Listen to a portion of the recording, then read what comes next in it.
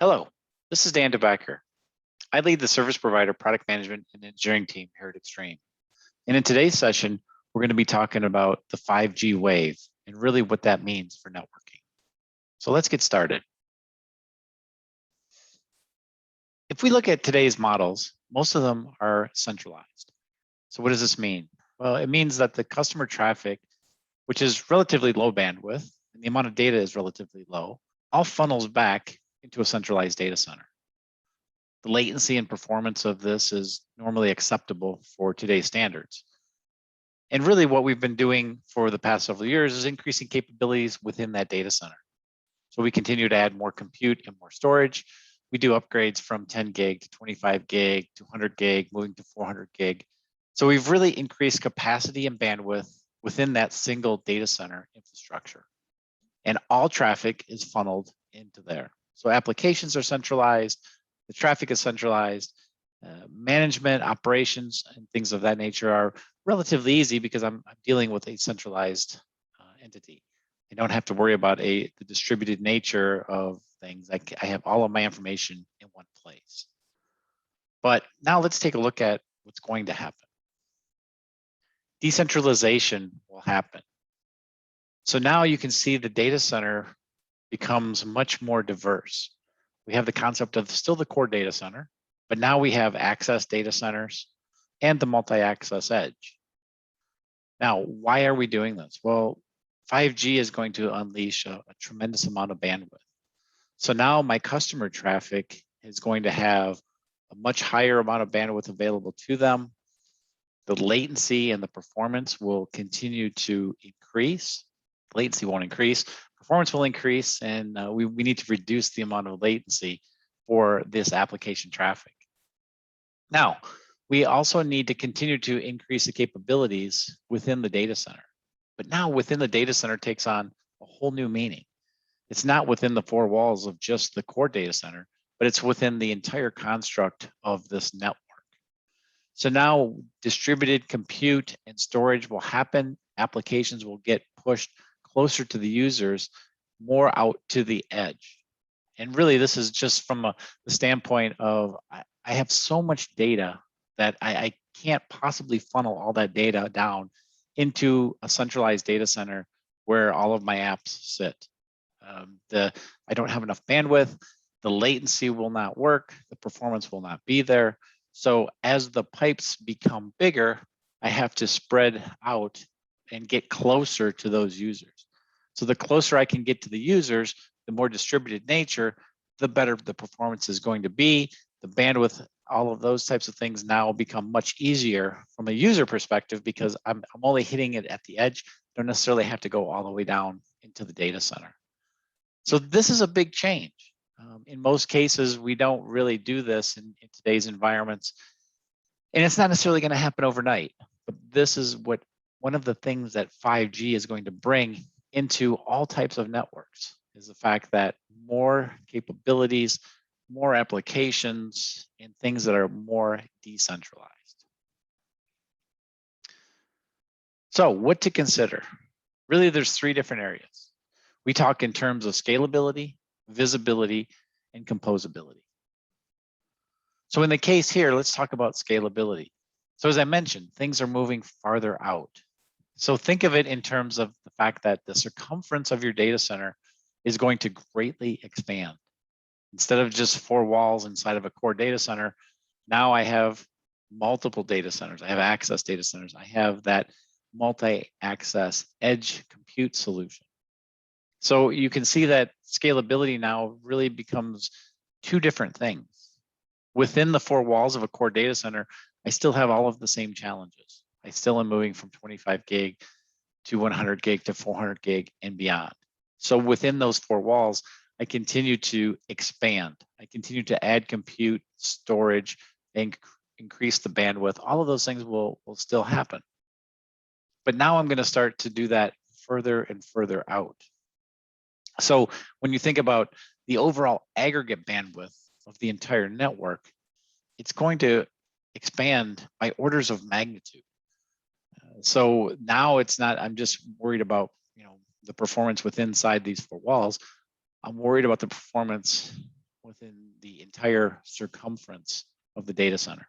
So I need to be able to scale this out very easily, very rapidly, and again, be able to move those applications closer to the user. So scalability will take on a whole new meaning as we get further and further down the path with 5G. And again, this is not necessarily just about the infrastructure for 5G, which plays out very well here, but it's really the fact that 5G is going to open up a lot of bandwidth and make these requirements necessary. So putting in the MEC becomes important because there are these applications that we will distribute out to the edge.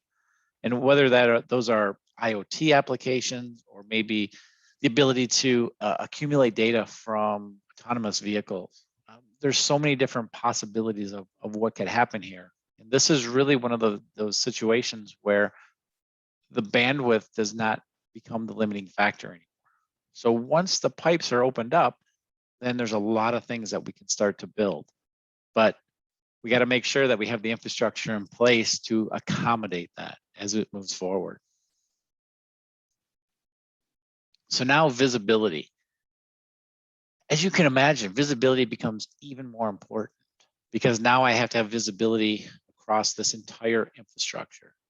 And you can see there in the picture on the bottom, the customer interaction and where those applications reside could be different. We could have applications that sit at the very edge. So customer traffic can come in and go right back out without the ever traversing into the access or into the core. There are other applications where it may go to the access layer, other applications where it may go all the way to the core. So it's never going to be always the same thing. It's always going to be application, use case, user dependent. So what that means is that I have to have visibility points at all of these areas. Because if traffic only comes in at the edge and goes right back out, and my visibility points are in the core, I'll never see that traffic. I'll never know what's going on.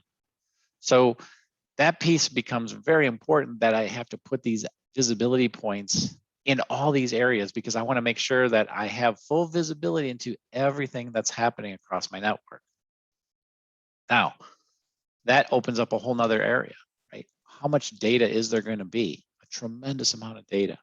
So we're going to have visibility into all of this, but I can't really consume that data. I need it really turned into information. So ML, AI technologies become vitally important to take that data and turn it into some kind of actionable information.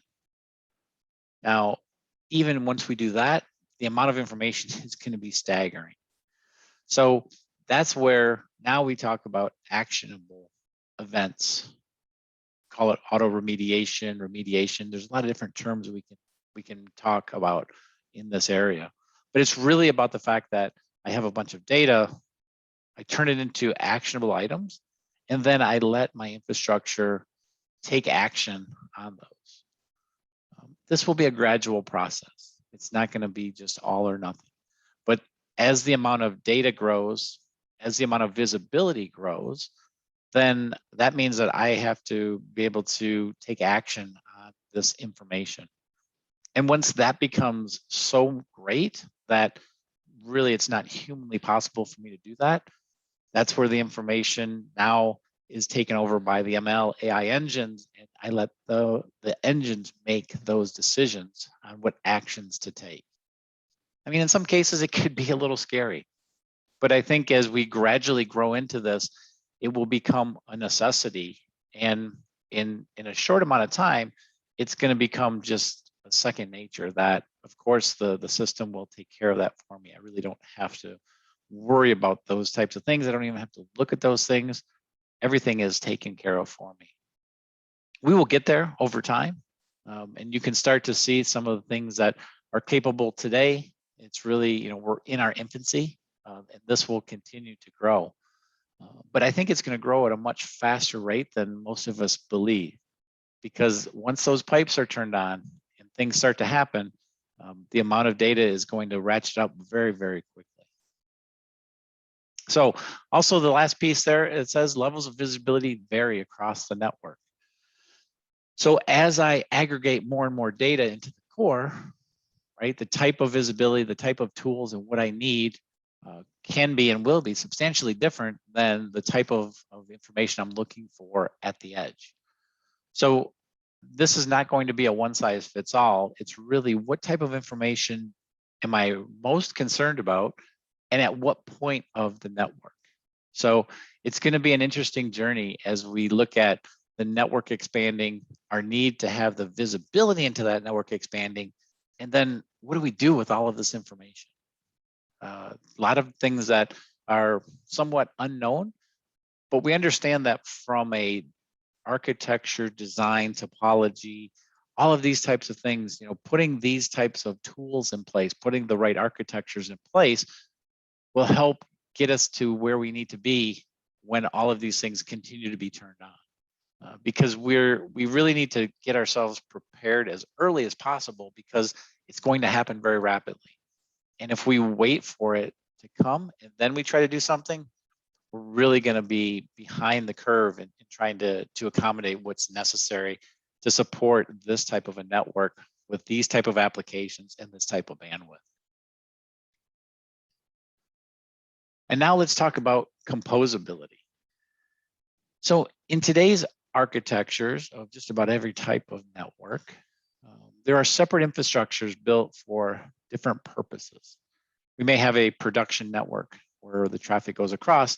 We may have a separate visibility network that really just taps into that production network, pulls out the information that's needed, does something with it, and it may not even be closed loop back in to take those actionable items we just talked about.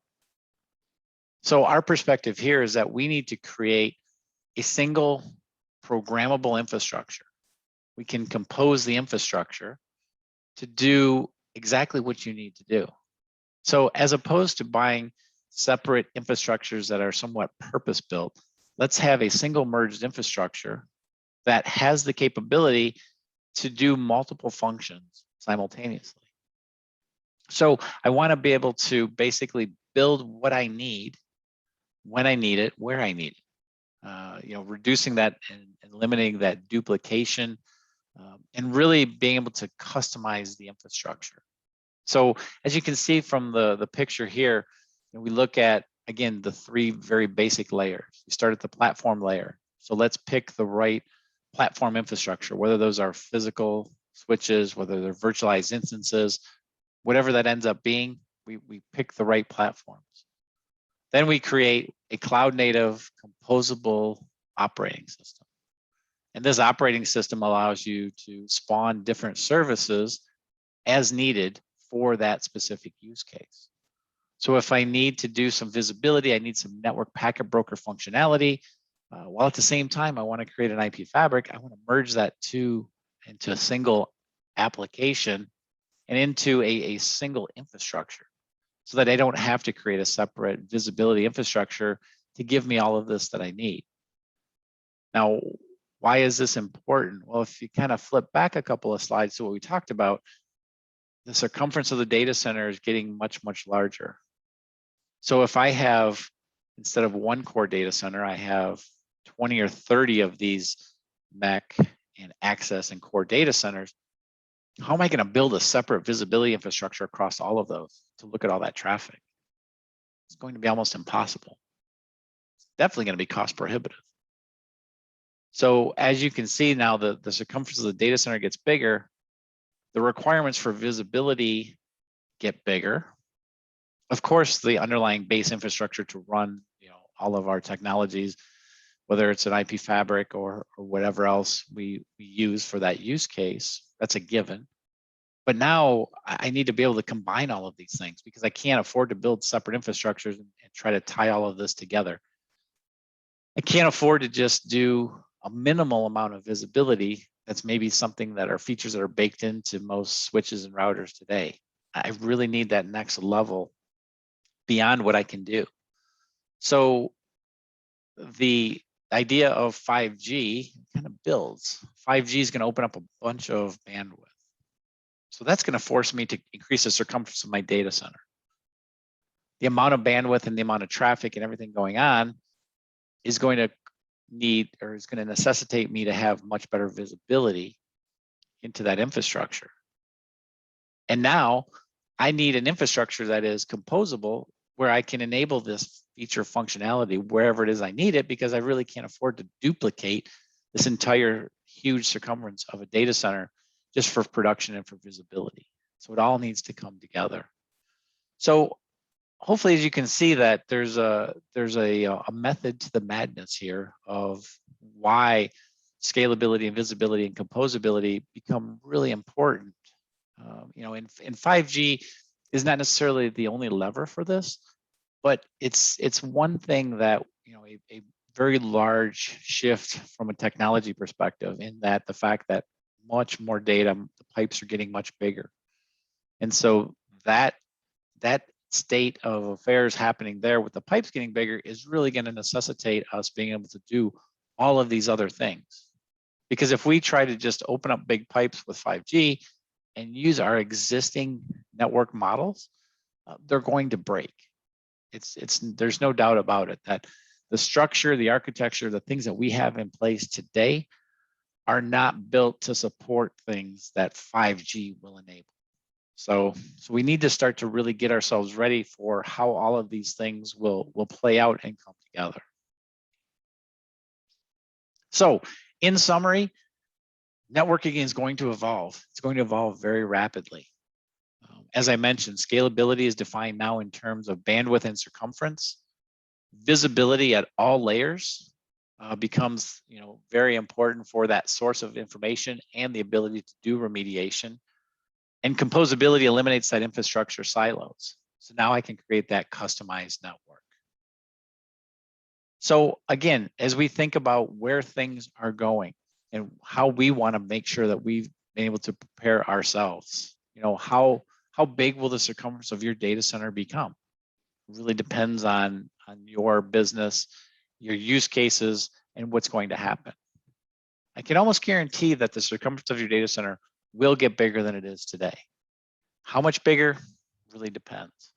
But if we can put an architecture in place that allows us to grow, then we're in great shape.